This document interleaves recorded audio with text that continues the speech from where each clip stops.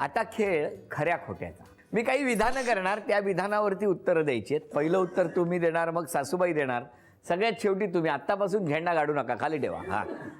ताई रागावली की मिस्टर तिची लगेच मनधरणी करणार लग्नानंतर. खोटं? खरं? खरं? अरे काय दोघांचं मत एकदम बरोबर आहे. काय सासूबाई तुमचं काय म्हणणं? लगेच समजूत काढणार बायकोची? काय हो? हो. तुम्ही का खोटं म्हणताय? नाही काढत. नाही? नाही. का हो? तिला वाटतं मी काढतात. वाटतं तुमचा प्रॉब्लेम आहे. मग मी अशी भडकली असेल तर लगेच फोन ठेवून देतात. मग चांगलं करतात ना.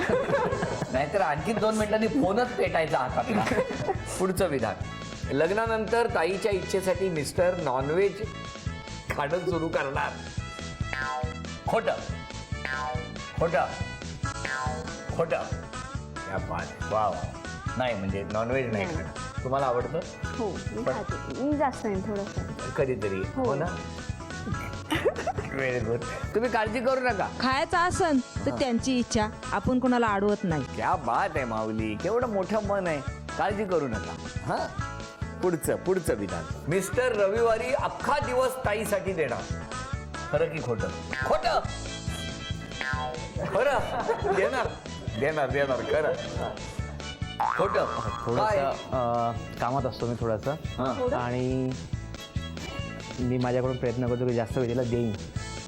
आणि पूर्ण वेळ थोडंसं वाटतं कठीण आहे, पण 50% देऊ शकतो. लग्नाच्या आधी 8 मिनिटात नक्षत्र मॉलला पोहोचला होता. आता तुम्हाला वेळ नाही.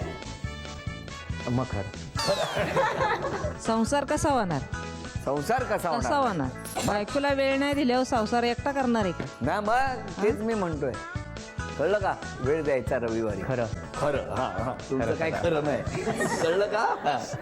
दोघेही हसत राहा असं म्हणत झी मराठीकडून हा आहे तुमच्यासाठी.